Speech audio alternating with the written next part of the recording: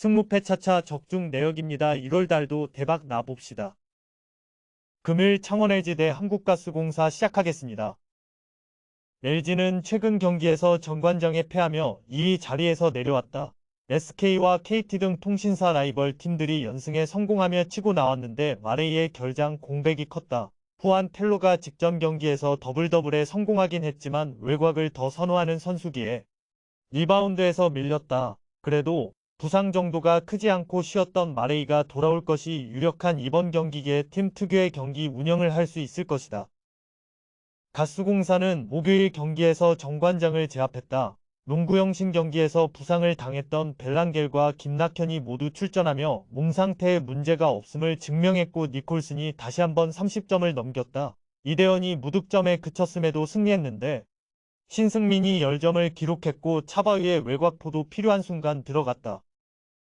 LG의 승리를 본다. 몸살 기운으로 득점 경계를 빠진 마레이의 출전 가능성이 충분하고 가스공사는 페인트존을 집요하게 파는 스타일이 아니기에 마레이가 빠져도 약점이 두드러지지 않을 것이다. 충분히 휴식한 이재도와 이관희, 양홍석 등이 주전 구간에서 리드를 가져갈 수 있는 LG가 승리할 것이다. 금일 울산모비스 대 KT 손익붐 시작하겠습니다. 모비스는 농구형 신경기에서 가스공사를 잡고 5할 승률 -1까지 올라왔다. 부상자 이탈로 인해 고전했던 시기를 지나 서서히 순위 싸움의 다크호스가 되고 있다. 신인왕에 도전 중인 박무빈이 김지환을 제치고 메인 볼핸들러로 자리를 잡으며 본인의 역할을 잘해주고 있고 프리미 멘탈 이슈를 털어내고 경기에 집중하고 있다. 이우석과 장재석 등 국내 선수들도 역할을 해주는 최근이다. KT는 삼성을 완파하고 최근에 좋은 흐름을 이어갔다. 3라운드 최고의 선수인 베스가 28득점 동반 더블더블을 기록했고 에릭도 벤치에서 나와 14분 동안 10개의 리바운드를 건져냈다. 코뼈 부상 이후 벤치에서 나오는 허운의 득점도 원활하기에 팀의 약점을 찾기 어려운 최. KT의 승리를 본다. 모비스는 프림이 집요한 골 및 공략으로 득점을 노릴 것이다. 베스가 리얼 빅맨 상대로 고전하는 점도 감안해야 한다. 그러나 반대 상황에서 프림 역시 베스의 다재다능함을 제어하기 어렵다. 허웅과 하윤기의 지원 속에 베스가 승부처를 이끌 수 있고 한희원과 문성곤 등 수비가 좋은 선수들이 이우석을 저지할 KT가 승리할 것이다. 금일 서울 삼성 대 원주 DB 시작하겠습니다. 삼성은 지난 목요일 경기에서 KT에 완패했다.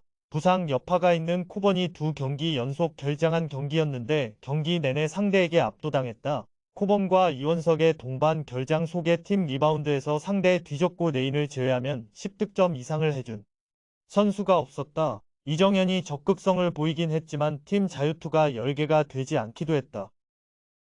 DB는 리그 선두지만 직전 경기에서 최하위권인 손호의 패했기에 이익원의 추격을 허용했다. 강상재와 로슨이 나란히 20득점 동반 더블더블에 성공하며 잘해줬고 김종규도 역할을 했지만 알바노를 비롯한 백코트가 아쉬웠다. 특히 알바노와 두경민을 제외한 선수들의 세점포가 터지지 않았기에 손호의 외곽에 고전했다. 그래도 리그에서 가장 안정적인 전력을 자랑하는 팀이고 박인웅과 최승욱 등 힘이 되어줄 선수들이 있다.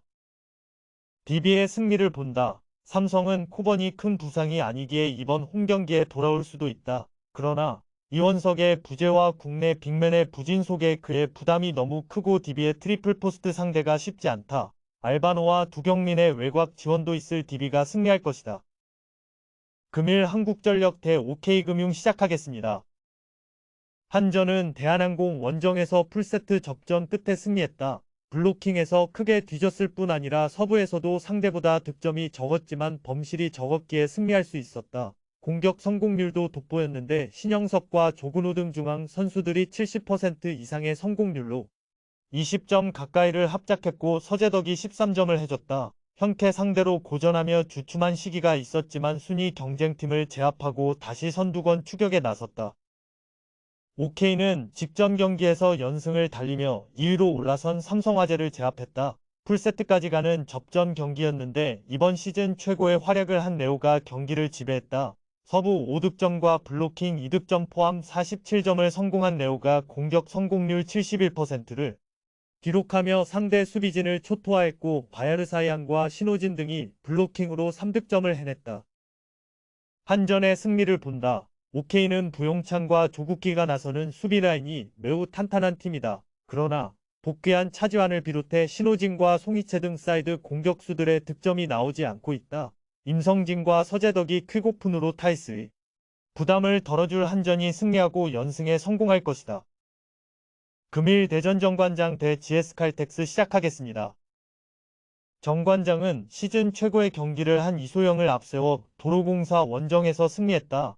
서브와 블로킹에서 모두 득점한 이소영이 시즌 최다인 25점을 기록하며 30점을 기록한 지하의 부담을 줄여줬고 정호영의 중앙 존재감도 빛났다.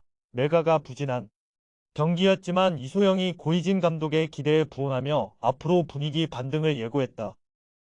GS는 직전 경기에서 페퍼를 완파했다.